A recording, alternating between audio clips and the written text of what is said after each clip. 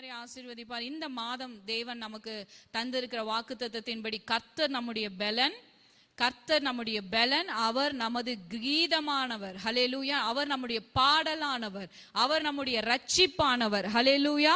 இந்த வார்த்தையை நீங்க எல்லாரும் அனுபவிச்சுட்டு இருக்கீங்கன்றதை நான் விசுவாசிக்கிறேன். ஆமென். அவர் நம்முடைய பெலனா இருக்கிறார்னு சொல்லி நமக்கு வாக்குத்தத்தம் பண்ணியிருக்கிறாரு. அது மாத்திரம் இல்ல, இந்த மாதத்திலிருந்து ஜெய தோனி நம்மளுடைய வாழ்க்கையில கேட்கப்படும். விசுவாசிக்கிறீங்களா?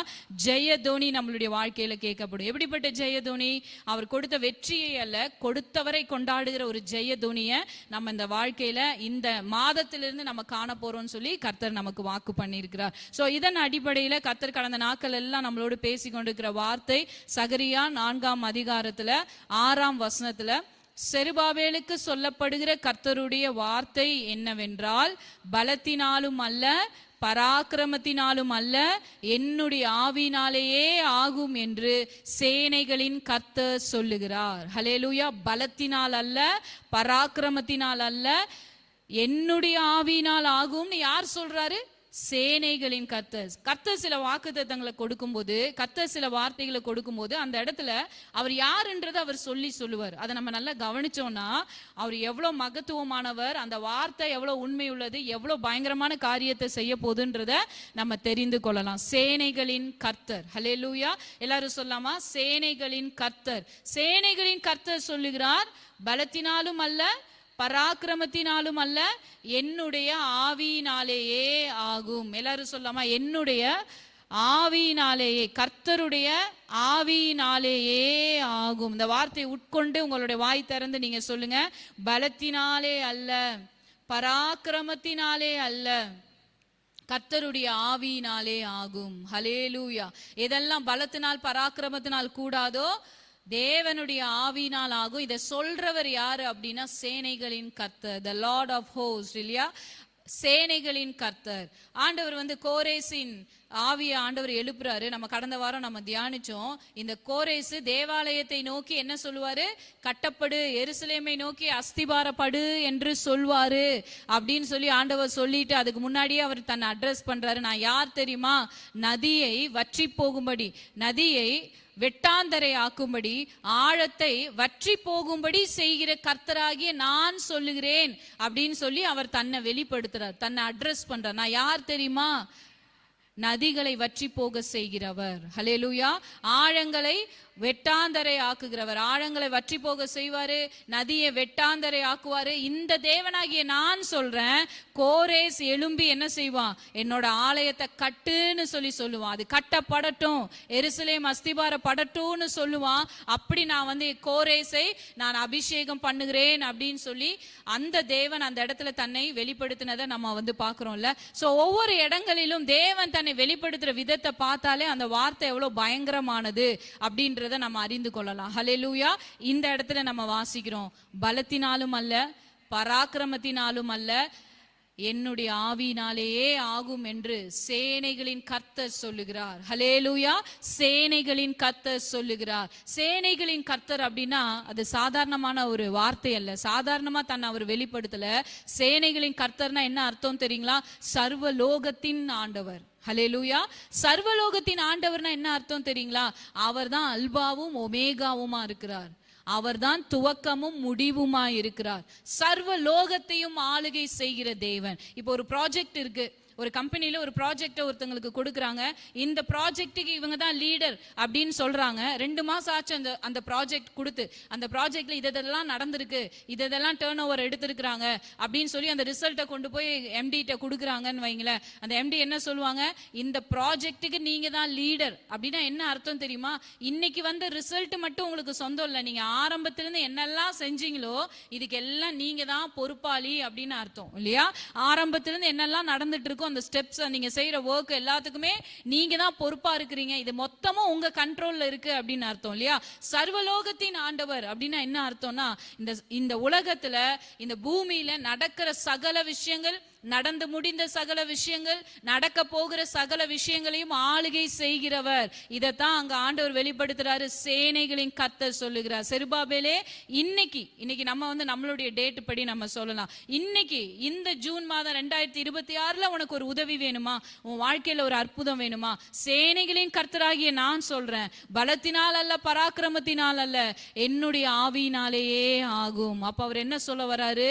நீ பிறக்கிறதுக்கு முன்னாடியே உன் வாழ்க்கையில் என்னெல்லாம் நடக்கணும்ன்றத ஆயத்தம் பண்ணுன, உன் காலங்களை என் கையிலே வைத்திருக்கிற, இனி உன் லைஃப்ல என்ன நடக்கணும்னு தீர்மானித்திருக்கிற சேனைகளின் கர்த்தர். ஹல்லேலூயா. உங்களுக்கு எவ்வளவு பேருக்கு தெரியும், நடந்து முடிந்த காரியங்களை கூட மாற்றி அதற்கு நல்ல ரிசல்ட்டை கொடுக்க நம்மளுடைய தேவனாலே கூடும். ஹல்லேலூயா. இந்த சேனைகளின் கர்த்தர்ன்ற வார்த்தைய முதலாவது வேதத்துல சொன்னது யாருன்னு தெரியுங்களா? 1 சாமுவேல் புஸ்தகத்துல 1 சாமுவேல் 1ஆம் அதிகாரம் 1 சாமுவேல் 1ஆம் அதிகாரம் 6ஆம் வசனத்திலிருந்து நம்ம வாசிக்கலாமா? 1 சாமுவேல் 1ஆம் அதிகாரம் 6ஆம் வசனத்திலிருந்து நம்ம வாசிக்கலாமா? கார்த்திகா வாசிக்கிறேன்.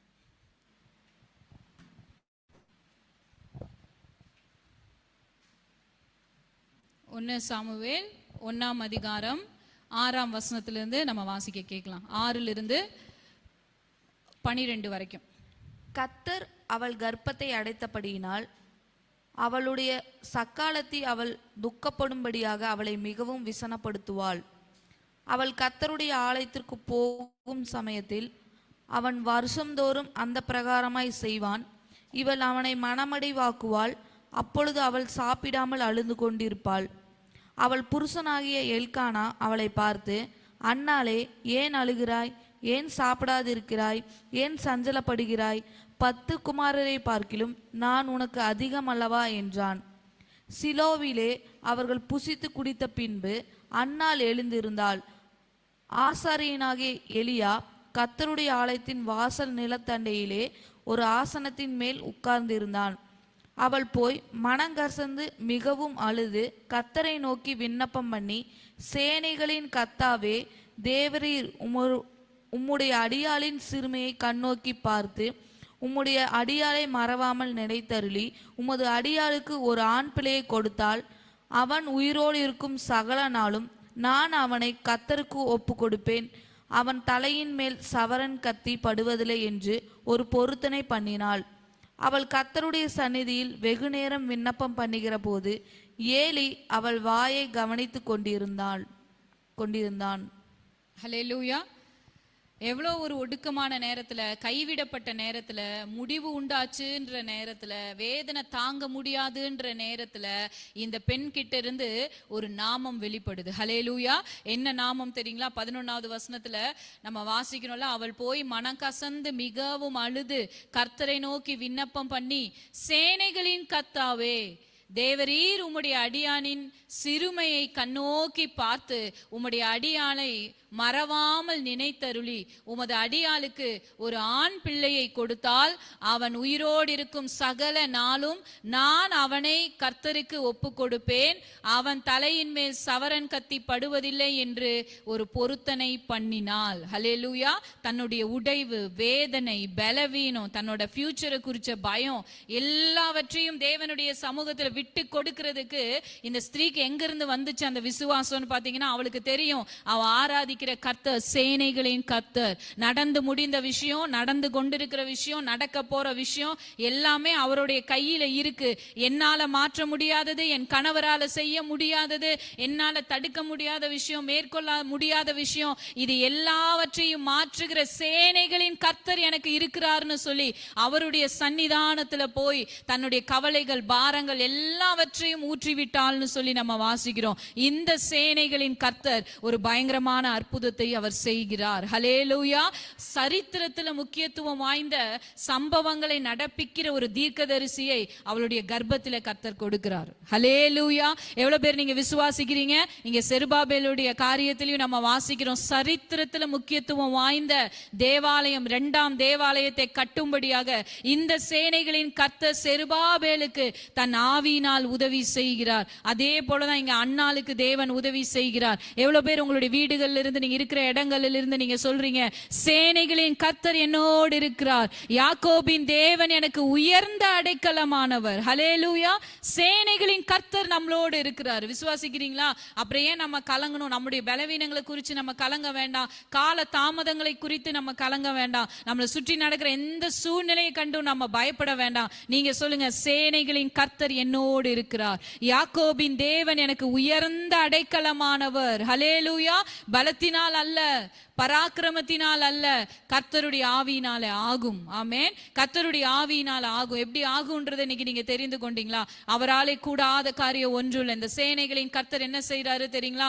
அந்த ஸ்திரீக்கு தன்னுடைய வாக்குத்தத்தத்தை கொடுக்கிறார். ஆமென். 17வது வசனத்துல, அதற்கு ஏலி, சமாதானத்துடனே போ, நீ இஸ்ரவேலின் தேவனிடத்தில் கேட்ட உன் விண்ணப்பத்தின்படி அவர் உனக்கு கட்டளையிடுவாராக. ஹல்லேலூயா. சமாதானத்தோட போ. கர்த்தரிடத்துல விண்ணப்பம் பண்ணின, சேனைகளின் கர்த்தருக்கு முன்பாக நின்ற நீ இன்னைக்கு சமாதானத்தோடு போ. நீ என்ன விண்ணப்பத்தை அவரிடத்துல செய்தையோ அவர் உனக்கு பதில் தருவார். ஹல்லேலூயா. இன்னைக்கு நீங்களும் நானும் ஆராதிக்கிற தேவன் சர்வ லோகத்தின் தேவன். விசுவாசிக்கிறீங்களா? சர்வ லோகத்தின் தேவன். நம்ம ஏற்கனவே வாசிச்சோம்ல, சகரியா புஸ்தகத்துல 4ஆம் அதிகாரத்துல 14ஆம் வசனத்துல நம்ம வாசிச்சோம் இல்லையா? அந்த ஒலிவ மரங்கள், அந்த ஒலிவ மரத்திலிருந்து வருகிற அந்த பொற்குழாய்கள், அதிலிருந்து வருகிற எண்ணெய், இதன் மூலமா எரிகிற குத்து விளக்கு அப்படின்னு சொல்லி நம்ம வாசிச்சோம் இல்லையா? அதுல 14வது வசனத்துல இது யார் அப்படின்னு சொல்லி அந்த கேள்வியை கேட்கும் போது, இவைகள் ரெண்டும் சர்வ லோகத்துக்கும் ஆண்டவரா இருக்கிறவரின் சமூகத்தில் நிற்கிற அபிஷேகம் பெற்றவர்கள். ஹல்லேலூயா. சர்வ லோகத்தின் தேவனுக்கு முன்பாக நிற்கிறோம். இன்னைக்கு நம்ம தேவ சமூகத்துல ஜெபிக்கும் போது, அவரை ஆராதிக்கும் போது நமக்கு ஒரு உணர்வு இருக்கணும். சேனைகளின் கர்த்தர் முன்பாக, சர்வலோகத்தின் ஆண்டவருக்கு முன்பாக எதிர்காலத்தை குறித்து நான் பயப்பட வேண்டியது இல்லை. அதனாலதான் இயேசு கிறிஸ்து சொல்றாரு, நாளைய தினத்தை குறித்து பயப்படாதீர்கள். ஹல்லேலூயா. நாளைய தினத்தை குறித்து நீங்க பயப்படாதீங்க. நாளைக்கு என்ன நடக்கும்னு சொல்லி நீங்க பயப்படாதீங்க. என் சமூகத்துல நிற்கிறவங்க எல்லாரையும் நான் ஒலிவ மரங்களை போல பயன்படுத்துவேன். ஹல்லேலூயா. விசுவாசிக்கிறவங்க சொல்லுங்க, சர்வ லோகத்துக்கும் ஆண்டவருக்கு முன்பாக நான் நிற்கிறேன். சர்வ லோகத்துக்கும் ஆண்டவருக்கு முன்பாக நான் நிற்கிறேன். நீங்க சர்வலோகத்தின் ஆண்டவருக்கு முன்பாக நிக்கிறீங்கன்னு விசுவாசிக்கிறவங்க எனக்கு சாட்ல ரிப்ளை பண்ணுங்களேன். ஹல்லேலூயா. ஹல்லேலூயா. சர்வலோகத்தின் ஆண்டவருக்கு முன்பாக நிற்கிறேன். சேனைகளின் கர்த்தருக்கு முன்பாக நிற்கிற மனுஷன் நான். ஆமென். நான் ஊழியம் செய்யற கர்த்தர் சேனைகளின் கர்த்தர், சதா காலங்களையும் அரசாளுகிற தெய்வம். விசுவாசிக்கிறீங்களா? இப்படி சேனைகளின் கர்த்தருக்கு முன்பாக நிற்கிற மனுஷனா நீங்க இருக்கிறீங்கன்னா, உங்களை கொண்டு கர்த்தர் செய்யற காரியங்கள் பயங்கரமா இருக்கும். ஹல்லேலூயா. விசுவாசிக்கிறவங்க சொல்லுங்க ஆமென்.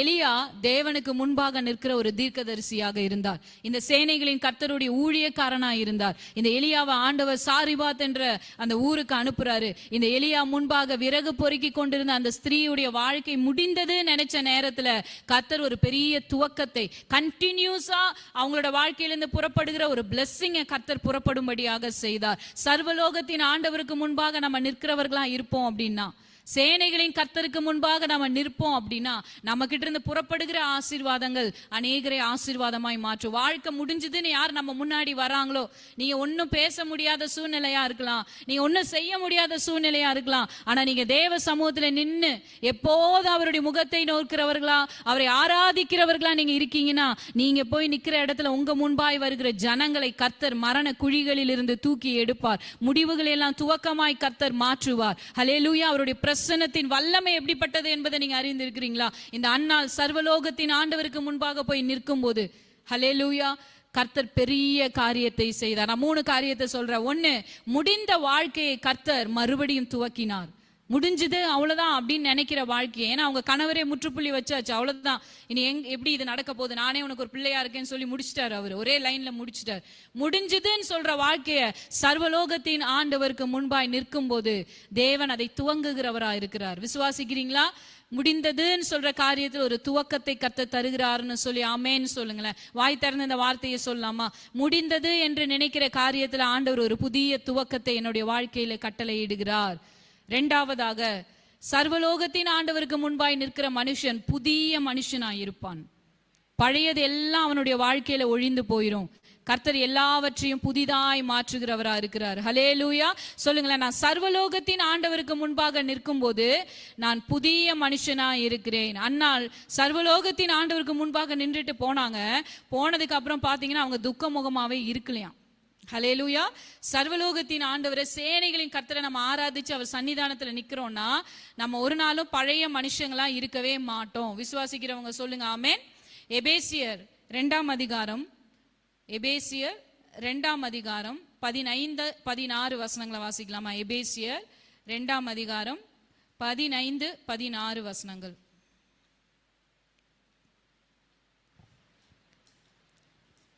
சட்ட திட்டங்களாகிய நியாய பிரமாணத்தை தம்முடைய மாம்சத்தை ஒழித்து இரு திறத்தாரையும் தமக்குள்ளாக ஒரே புதிய மனுஷனாக சிருஷ்டித்து இப்படி சமாதானம் பண்ணி பகையை சிலுவையினால் கொன்று அதனாலே இரு திறத்தாரையும் ஒரே சரீரமாக தேவனுக்கு ஒப்புரவாக்கினார். ஹல்லேலூயா.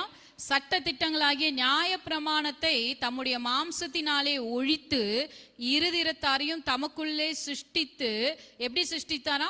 ஒரே புதிய மனுஷனாக சிருஷ்டித்து இப்படி சமாதானம் பண்ணி பகையை சிலுவையினால் கொன்று அதனாலே இருதிறத்தாரையும் ஒரே சரீரமாக தேவனுக்கு ஒப்புரவாக்கினார். ஒரே ஒரு புதிய மனுஷனாக, சொல்லுங்க, ஒரே புதிய மனுஷனாக அவர் என்னை சிருஷ்டித்திருக்கிறார். சர்வலோகத்தின் ஆண்டவருக்கு முன்பாக நிற்கும் போது, பழைய ஏற்பாடானாலும் புதிய ஏற்பாடானாலும் இன்னைக்கு நம்மளோட லைஃப் ஆனாலும் சர்வலோகத்தின் தேவனுக்கு முன்பாய் நிற்கும் போது நீங்க இருக்கிற வண்ணமாகவே இருக்க மாட்டீங்க. சேனைகளின் கர்த்தர் உங்களை புதிய மனுஷனாக மாற்றுவார். விசுவாசிக்கிறீங்களா? ஹல்லேலூயா. விசுவாசிக்கிறவங்க சொல்லுங்க ஆமென். மூன்றாவதாக, என்னிலும் பலத்த சத்துருக்களிடத்திலும் இருந்து இந்த சர்வலோகத்தின் ஆண்டவர் என்னை மீட்டெடுக்கிறவரா இருக்கிறார். ஆமென். ஹல்லேலூயா. பலத்தினால் அல்ல, பராக்கிரமத்தினால் அல்ல, கர்த்தருடைய ஆவினாலேயே ஆகும்னு நம்ம தியானிச்சுட்டு இருக்கிறோம். மூன்றாவதாய், சர்வலோகத்தின் ஆண்டவருக்கு முன்பாய் நம்ம நிற்கும் போது என்னை விட பலத்த சத்துருக்களை மேற்கொள்ள கர்த்தர் கிருபை செய்கிறவரா இருக்கிறாரு. ஆமென். பாருங்க, இந்த அண்ணாலால அந்த சக்களத்தி பேசுற வார்த்தைய மேற்கொள்ளவே முடியல. ஏன்னா அவங்க பேசுறபடிதான் இவங்களோட லைஃப் இருக்கு, பேசுற மாதிரி லைஃப் இருக்கு இல்லையா? அதை மேற்கொள்ளவே முடியல. அது மேற்கொள்ள முடியாத ஒரு பலம் வாய்ந்த சத்ருவின் கிரியையா இருக்கிறத பார்க்கிறோம். இன்னைக்கு அந்த கிரியையை மேற்கொள்றதுக்கு தேவன் சொல்றார், சமாதானத்தோட போ, இஸ்ரவேலின் தேவனிடத்தில் நீ கேட்ட விண்ணப்பத்தின்படியா அவர் உனக்கு தந்தருளுவார். ஹல்லேலூயா. ஆண்டவர் வார்த்தையை கொடுத்து, சேனைகளின் கர்த்தர் வார்த்தையை கொடுத்து அனுப்புறாரு.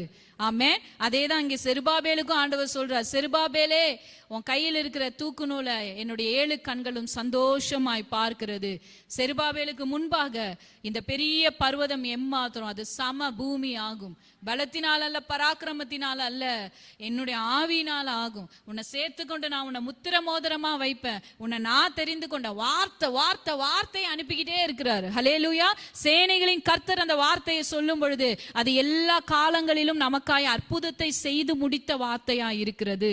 சொல்லுங்களேன், சேனைகளின் கர்த்தர் என்னோடு இருக்கிறார், என்னிலும் பலத்த சத்ருவை மேற்கொள்ளும்படியாக. இன்னைக்கு எந்த சத்ருவோடு நீங்க போராடிட்டு இருக்கீங்க? அது உங்களுடைய பலவீனமா இருக்கலாம், உங்களுக்கு ஒரு பலவீனம் இருக்கலாம். அந்த பலவீனத்தோடு நீங்க போராடிட்டு இருக்கீங்க. உங்களை விட பலத்த சத்ரு உங்களோட ஃபிளஷ்ல, உங்களுடைய சரீரத்துல உங்களுக்கு விரோதமாய் போராடி கொண்டு இருக்கிறானா? நீங்க சொல்லுங்க, என்னிலும் பலத்த வல்லமையை நான் மேற்கொள்ளும்படி சர்வலோகத்தின் ஆண்டவருக்கு முன்பாய் நிற்பவன் என்பதை என்னோட வாழ்க்கையில நான் அனுபவிப்பேன்னு சொல்லுங்க. தினந்தோறும் அவருடைய சன்னிதானத்துல நிற்கிறோம் என்ற உணர்வோடு கூட அவரை உயர்த்தும்படியாய் நேரத்தை தேவனுடைய சமூகத்துல கொடுங்க. இந்த பியூட்டிஃபுல் கேட், இந்த ஆராதனையில இணைந்திருக்க தேவனுடைய பிள்ளைகள் எப்பொழுதும் சேனைகளின் கர்த்தருக்கு முன்பாய் உங்களுடைய கரங்களை உயர்த்தி ஆராதிக்கிறவங்களா இருங்க, ஜெபிக்கிறவங்களா இருங்க.